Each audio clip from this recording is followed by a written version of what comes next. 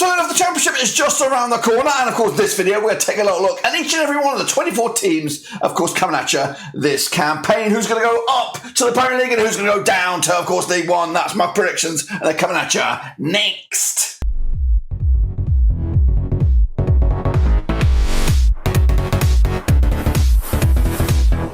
That's right, folks. I'm having a prediction video today. We're taking a look at the brand new squeaky clean season. Of course, we've had time to have a look at the transfers. The managerial merry-go-round has settled down to a nice, cool breeze. And of course, it is now the build-up for the first game of the season. But what do I think right here, right now, heading into that campaign? Who do I think is going to go up and who do I think is going to go down? We'll take a little look, all of that in a second. Of course, people shout about VRPs. And if you are new, where have you been? Smash your subscribe button to all things Rovers related, Championship related, world football related. We're going to all hear, boys, under one rooski. And again, big shout out to those Patreons indeed. So what we're going to do right here, right now, what we've been looking forward to or building up towards is, of course, the start of the new season. So let's get cracking. We're going to start from the middle of the pack all the way down, and then of course we'll see where we go from there. Here we go, boys and girls. Here we go. Here's my grid of destiny. Which clubs, of course, are going up, which clubs are going down. I did one of these videos way back at the end of the last campaign, but a lot of things have changed. New managers here, new players have arrived, a lot of money been spent, and yeah, a lot of still business to be done. But let's get cracking and have a look at my first team, which will be 13th of the table. How do you like this? Welsh boys indeed. I've got Cardiff coming at you in 13th spot. That's right. Managed by, this is why I'm a little bit concerned. They've done fantastic business transfer-wise, but they've got a mystery, a bit of a mystery here in Uriel Bulut. Don't know much about him. In fact, I don't know anything about him. Comes here with a track record of I don't even know, but the transfers have been stellar indeed. Bringing Aaron Ramsey here, Jakub Maite as well. They've also got centre back Dimitrios Gutas. They've also loaded in Ike Ugbo from Troyes, Carlin Grant as well from West Brom. Taking one off your rivals there. Taking one off your Championship rivals. That is monstrously good stuff there. Of course, maybe failed in an attempt to drag Gareth Bale out of retirement.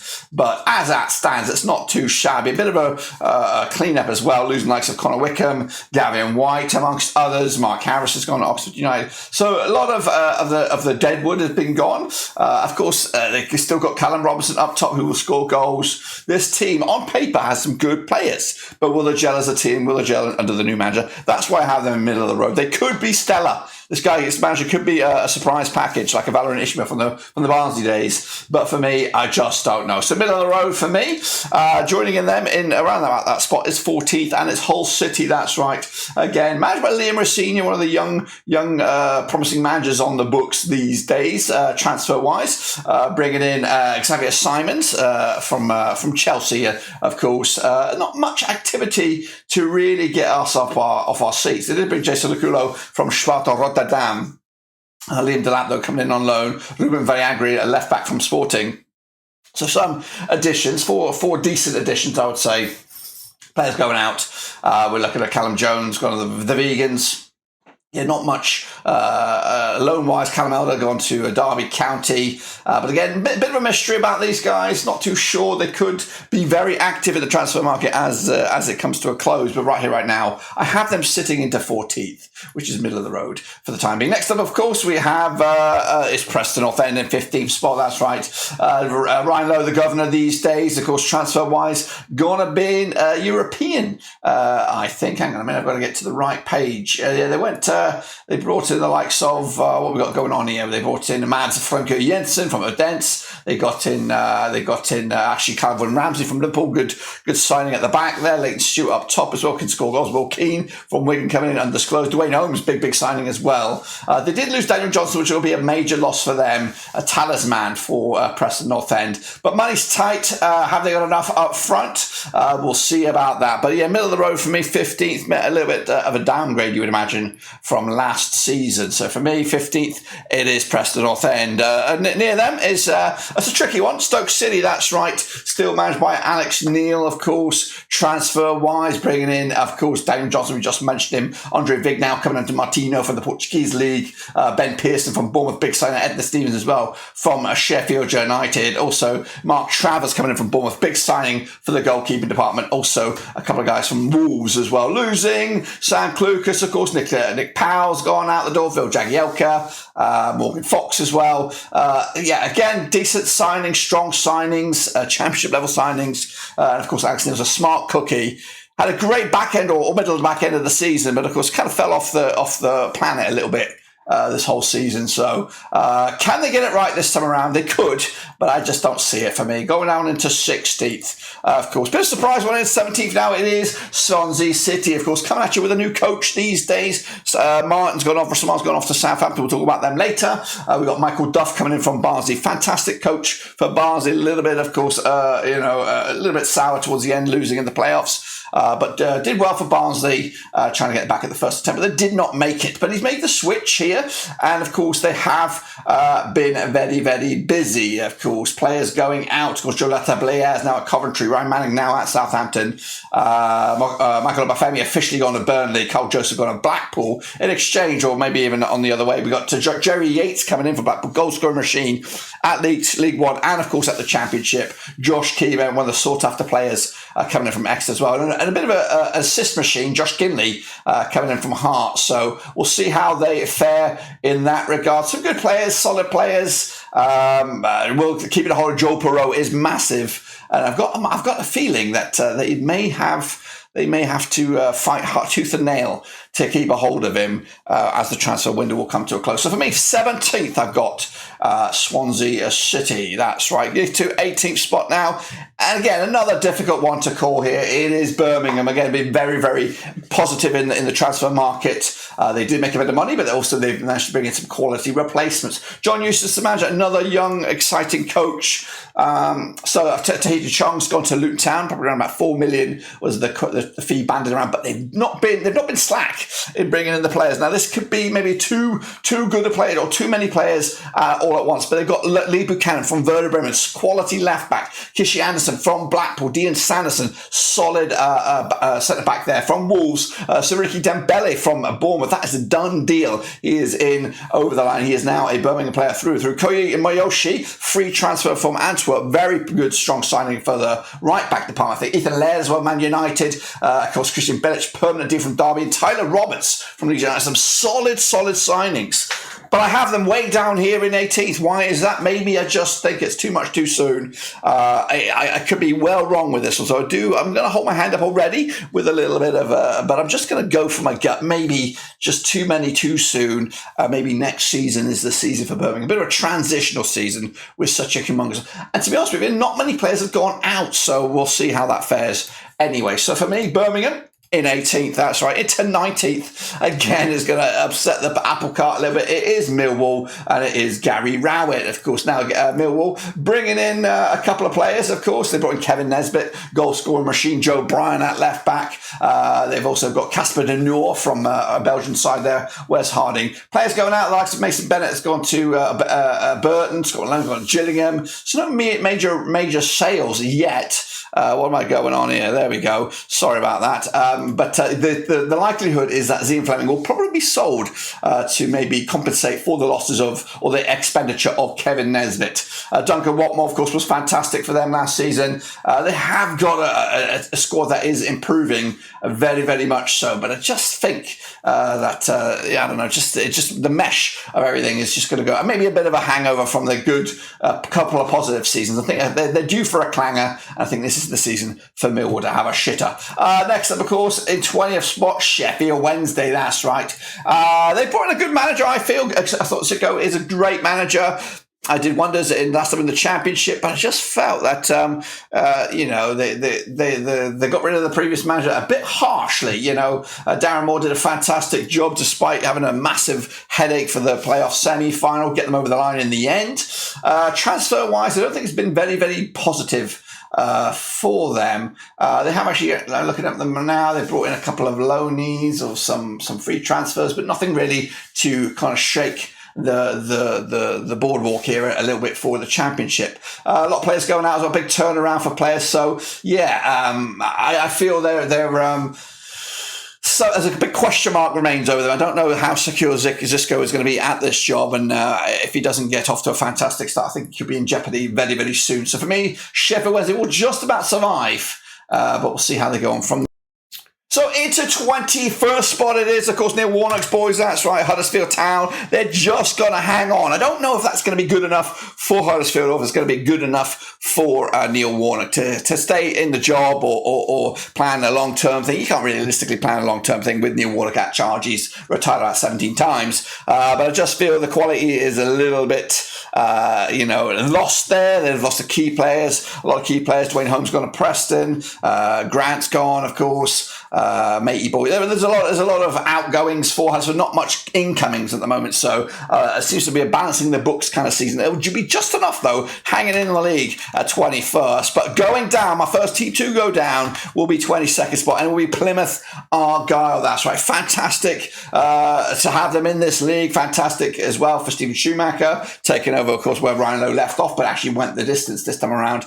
Been also seemingly positive the transfer window. Very impressed with Julian Pellegrini, who's coming in from FC20. Morgan Whittaker, of course, as well, coming from Swansea.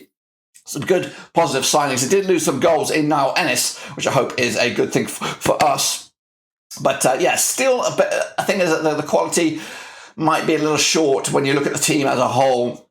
But don't get me wrong, they have some good players that will do very well this season, but I just feel they're lacking a bit much moving forward. So Plymouth Argyle will be my first team to go down, but joining them will be Rotherham United, of course, managed by Matty Taylor. They did wonders last season. They spanked Rovers as well. Of course, transfer-wise, brought in the likes of Cafu from Forest, Grant Hall from Middlesbrough, Dean Phillips as well. Looking at the sky, they've still got Jordan Igo, who scores goals. Tom Eaves as well. They've got some goals in this team. Peter Kyoso coming in from Luton Town. It's actually out on loan. I don't get that. Is he out on loan? Regardless. But there are some good players in here. Heigl will score goals, and he has proven to be a handful for a lot of teams. And he's been around the block, though. Of course, goalkeeper's fantastic. Victor Jonsson, if he's on form, he will provide the defensive line a major security blanket to the back there. So good end of the last season, but I think this season might be too much for them coming at you in the Championship. So for me, Rotherham United are going down. And finally, bottom of the pile will be, of course, QPR. That's right, managed by Gareth Ainsworth. Of course, we love Gareth Ainsworth, a Rovers fan, diehard. Of course, could have managed us a couple of times, but it just didn't work out for him. He's taken a punt here, left the comfort zone of Wycombe Wanderers, gone out for an opportunity here at QPR. Transfers wise, they have brought in some key little players. When I say little, I mean quite big. Asmir Begovic coming in to be number one. It looks like Morgan Fox coming in from Stoke. So Paul Smith returns from Leyton Orient. Taylor Richards from Brighton, and Zladi Laci coming in from Fulham. However, the players going out is where it concerns me the most. A lot of experience going out the door. Of course, you've got Robert Dickey going to Bristol City. Of course, Stefan Johansson's been terminated by mutual consent. He's out there available for somebody. Nico Hamalainen's gone back to Finland. We've got Leon Balogun going to Rangers. Chris Martin's been binned off as well, but they have still, as Senny Dang has gone to Middlesbrough, as a massive loss between sticks, but they've still got Elias Chair, they've still got Lyndon Dykes, who could profit from this, Chris Willock as well. Some key players still on the books, but defensively could be a problem for Wycombe Wanderers. They were plucky last time around. Have they got what it takes for a full season with Gareth Ainsworth in charge? For me, I don't think so. They're going down in my eyes. All right, then, folks, now it's time to focus on the top end of the table. And we're going to come at you right here, right now, with 12th spot, and that is Ipswich Town. That's right. Ipswich, of course, now back in the second tier, managed by Kieran McKenna. Of course, fantastic season last season. Of course, been active in the transfer market, bringing George Hurst on a permanent deal. They got Jack Taylor, a monstrous signing from Peterborough. But to be honest with you, besides that, they've been a little bit quiet. I'm trying to look at Owen Hutchinson's come in from Chelsea on a loan as well. Of course, they're going to rely on the momentum of last season, which of course is there. They've got goals up front as well. Connor Chaplin. They've got Freddie Ladapo, of course. No Nathan Broadhead. A lot of goals and a lot of a good age of the team as well. So midfield, of course, supported now by Jack Taylor. He'll come in and be a driving force in that midfield as well. Goalkeeper department, I'm not too sure about. Christian Walton, of course, know him from the Rovers days. Middle of the road, not too shabby first season back in the Championship. They shouldn't be complaining about that. So for me, 12th spot for Ipswich. Next, of course, is maybe a surprise, controversial player finalist, Coventry City. That's right, still managed by, of course, Mark Robbins. Did a fantastic job. I think this is going to be a bit of a hangover for them, but they have been very, very positive in the transfer market as well. They have lost, of course, a major loss, and that is, of course, the goals of Victor Gyorkes, 20-odd million, it looks like, they generate from that. But they also lost Tyler Walker as well. Wagon's been released. They also let go, of course, Frankie Dabo, of course, who missed the pair of Todd Kane, Sean Maguire. A lot of outgoings there, but some surprising new incomings. Elias Sims comes in. Rumours of around about 8 million transfer fee on that one. They've also brought in Tashiko Shekatamono from, of course, Belgium, Jade De Silva as well, Bradley Cons from Barnsley, Joe Latabriere from, of course, Swansea, Bobby Thomas from Burnley, and Milan Van Elewijk, of course, words to that effect. It's quite a bit of a turnaround as well. They're, of course, going to lose a bit of momentum with Gyorkes, a bit of a threat. Ellis Sims can score goals at this level. I just don't know how many. I think that 8 million price fee was a little bit too high in my eyes. So I think they'll get 10, 15 from him. Of course, we got to the likes of Matt Godden will also chip in with some goals as well. But you do see, even though with these new additions, Coventry do look weaker going forward on this one. So I feel a bit of a backwards season. Don't get me wrong, love Mark Robbins, love the fact that he's doing so well. But 11th place for me, Coventry City. Into 10th spot, we have, of course, Norwich City. That's right, currently managed by David Wagner. He's back. Not really been impressed with them last season, the back end of it. And of course, this season's a whole brand new start, new regime. Of course, speaking of regime, of course, like Timo Pukki is gone. Who else have we lost there? Sam Byam's gone free agent. Kieran Dowell's gone to Rangers. Danny Samani's gone to St. Pauli as well. But they've brought in some experience at the back there. Actually, Shane Duffy at the back. They've got Jack Stacey as well. Ashley Barnes coming in, who is nitty gritty, and he will score goals. But of course, I don't like him myself. So yeah, it'll be interesting to see how this team adapts. Hopefully it's the season for Adam Adar to break onto the scene. They've also got a really solid centre-back youngster with Underman, of course, a captain, I believe. So looking forward to seeing them. But I just think with Wagner at the helm, they're going to be a little bit stagnant, a little bit boring, a little bit bland, no real driving force. So 10th spot, another boring season awaits. Next, of course, we have West Bromwich Albion, of course, who have been very, very quiet, the quietest team in the Championship transfer-wise. Of course, Carlos Cobahan still remains as governor, but no transfers coming in. In fact, but tell a lie, they did bring a loan in, Jeremy San Martino coming in from Brighton. That's a good signing, attacking midfield. They've lost Colin and Grant as well to Cardiff City. Also a few players out the door. We've lost Darrow Shea, bit of money coming in there. They've also lost Tom Rogic as well, Keane Bryan, Jake Livermore, some players going out. Of course, the coach is great. They have made some wise additions over the past couple of seasons. Jed Wallace, Swifty boy, Alex Mowat, of course, Jason Malumbi, of course, looking at a very good youngster there, 23 years of age, and of course some experience at the back. A little bit bland, of course. There's a lot of attention behind the scenes at West Brom, which could cause them a ruckus as well. Of course, getting Daryl DK fit and scoring will be massive. If they could do that, they've got a nice little striker in the house, and Dieng Ganga will also cause problems. So I think they will struggle, but I think they'll be all right in the end. It's just how well they'll do. So 9th play for me for West Brom. Into 8th, it is maybe a bit of a surprise. It is Bristol City, so far, so way up the table. Nigel Pearson is still here. This is my only concern is the coach. I think if they were to be bold and say, you know what, thanks for your time, let's bring in somebody else, they might even make that push into the top 6. Good signings coming in. Jason Knight from Derby, massive. Rob Dickey at the back, of course, solid. Ross McCrory as well. Some very defensive, structured signings coming in. Players going out, the likes of Jay De Silva to Coventry. Of course, they had to replace those. Kane Wilson's got a Derby as well. Hannah Masongo, where did he end up?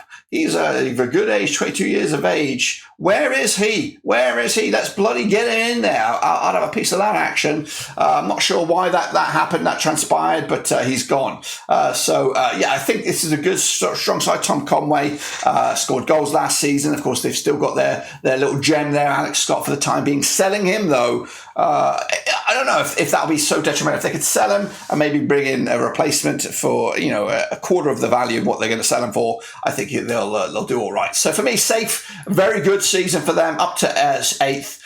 So well done, Bristol. Into 7th spot will be Leeds United. That's right. So they are here. They brought in Daniel Farke, of course. Daniel Farke, we love Daniel Farke. I feel that the match, I don't think it fits with Leeds United. I'm not too sure where they should have gone with their manager. It was a difficult decision. And they've been slow on the transfer market incomings, but they've been very, very busy offloading a lot of players, of course. Brennan Aronson's gone to Union Berlin. Rasmus Christensen's gone to Roma. Marco Rocca's gone to Betis. Diego Loriente gone to Roma. Robin Koch's gone to Frankfurt. All them on mega long loans for the season, hoping to see them back in the Premier League next season. But they brought in Ethan Appendu from Chelsea on a full-time deal. A couple of other players from Scotland as well, but nothing really amazing. So also a couple of other players gone out. Tyler Roberts has gone. We've got Rodrigo, he's gone. Joe Robles as well. I've gone over to make some money in the Middle East. But Daniel Farke is a good, strong manager. Will he get it right here at Leeds in a very, very sink or swim environment? So will he? I don't think he'll be given time. It's succeed or now or die, fall off the face of a cliff. Next, of course, is my boys. Of course, it is Blackburn Rovers. Where are I? Into 6th spot. Well, of course, we just missed out on the playoffs on goal difference last time around. And of course, we are coming in this with a little bit of concern, a lot of behind the scenes sort of squabbles, a little concern about money maybe, and a concern about the manager. Of course, keeping the manager is massive. So we will, of course, at the moment it looks like he's going to stay, but there might be some, trouble later on if things don't work out right. We have been surprisingly active and positive in the transfer market. Arnold Sigurdsson's coming in from CSKA Moscow. Niall Ennis coming in from Plymouth. Sondre Tronstad coming in from Vitesse Arnhem. Good 3 additions to the squad, which kind of replaced the likes in a way of Bradley Dack, the Brenton Diaz, and of course, adding some more midfield bite. We've also lost Teo Dunn as well. A couple of other players. Daniel Ayala's been released. The goals are a concern. I think we have a good, strong foundation here. Not much has changed. Of course, there is question marks about Kaminsky, about Travis, about Ashley Phillips, where they're going to be, or even Adam Wharton to a point, where they're going to be at the start of the season. So those questions still to be answered. But for me, I think as it is, staying where we are, 6th spot, pushing for the playoffs as well. Next, of course, we have Sunderland. That's right, Tony Mowbray's boys. The fact that he's still there is huge. So happy to see Mowbray back. And of course, they've just brought in Bradley Dack. So great opportunity for Dack to maybe push into the playoffs for himself and a personal point of view, and maybe even a little taste of the Premier League, which he's been so ever needed. Of course, they've also brought in some youngsters as well. Lewis Semedo from Benfica, Jensen Selt from PSV, Joby Bellingham as well. And of course, an Australian fella from the Central Coast Mariners. Players going out. Okay, not too bad so far, but of course keeping a hold of Ross Stewart, keeping a hold of Jack Clark are going to be massive, which of course there are suitors out there for them. Of course, keeping the coach here is great. The rumours before the season or towards back end of the season were stinky, so I'm glad that they're sorted out and Mowbray remains. So happy with that. So 5th spot for Sunderland, so back to where they belong. And of course into 4th spot we have Southampton and Russell Martin. I don't know if you would consider that a success or a failure, but I think Russell Martin will get it just right. Spending a big chunk of money as well on some players, bringing in, of course, Josh McNamara, Shea Charles from Man City, Derek Abu from Chelsea, Ryan Manning as well from Swansea City. Losing, of course, they're going to lose some more players. I'm pretty sure that Diallo's gone to the Qatar, Miroslav Osic gone to Trabzonspor, but they're going to lose probably the likes of course, James Ward-Prowse. He'll be on the opera there. Of course, Tino Lavoramento probably going. I think he's going to Newcastle or something. So these players, very, very good players, are going to be swapped, or at least you're gobbled up by the big boys in the Premier League. So for me, safety. Russell Martin will be all right into 4th, and of course a push for the playoffs ain't too far away. Into 3rd spot now, and it is Watford. That's right. Of course, with a new coach once again, and again, Valérien Ismaël for me is the right fit for this role. And again, getting the team on board with his approach will be the difference maker here. If they don't get on it, they'll be more like 15th. So I think they'll get it right. Of course, transfer-wise, a lot of players going out. We're talking a bunch. Britt Asamoah-Long's gone. Joe Pedro went to Brighton, of course. A whole bunch of other players. Dominios Quina went to Udinese. You got Castaballi went to Udinese as well. Ismail Shah went to Marseille. So a lot of outgoings, maybe a bit of cash coming in to Watford here. But they brought in Rhys Healey, of course, goal scoring machine from La France. They've also brought in Roger Cadabarades. Tom Ince as well, Jake Livermore, some experience in those heels. Can they keep up with the football of Valérien Ismaël? That's the question for me. If they can, yep, they'll do well. If not, they'll stink.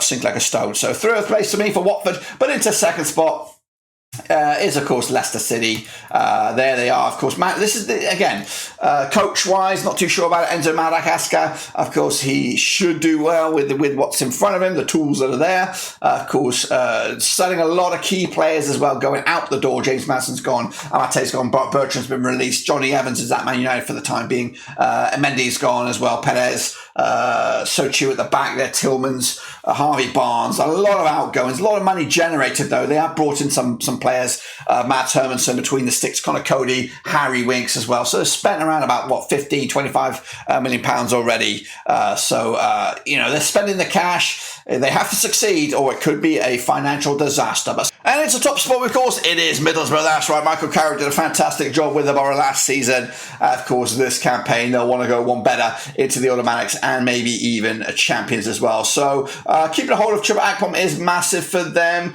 At the minute, I don't see him on the team sheet here. I don't know what that is, but I'm not sure if there is some, a transfer bubbling. But losing him would be massive and will, of course, have a detrimental effect to their automatic hopes. But transfer-wise at the moment, bringing in, of course, Morgan Rogers from Man City, Semi Deng from QPR, a couple of Australians in there to beef up the squad a little bit. So yeah, some key players coming in, some experience going out. Of course, Donald Fisher, Grant Hall, Joe Lumley leaving the doors on free transfers. So, but yeah, it looks very good squad, very composed. Again, keeping, of course, some of the youngsters in the squad here. Matt Crooks is massive in the defensive midfield slot. Hayden Hackney, of course, fantastic academy project. And of course, the goals of Akpom, if he's still there. I don't know what's going on there. But anyway, regardless of all that, I do think Middlesbrough are destined for the top, or at least destined for the Premier League with Michael Carrick at the helm. If he was to leave, then of course that will cause some problems along the way. But anyway, that's my take on it, guys. That's my thought. Let me know your thoughts down below. And of course, I want to reiterate, we're going to be back with the Championship predictions 100%. And hopefully you guys will be with me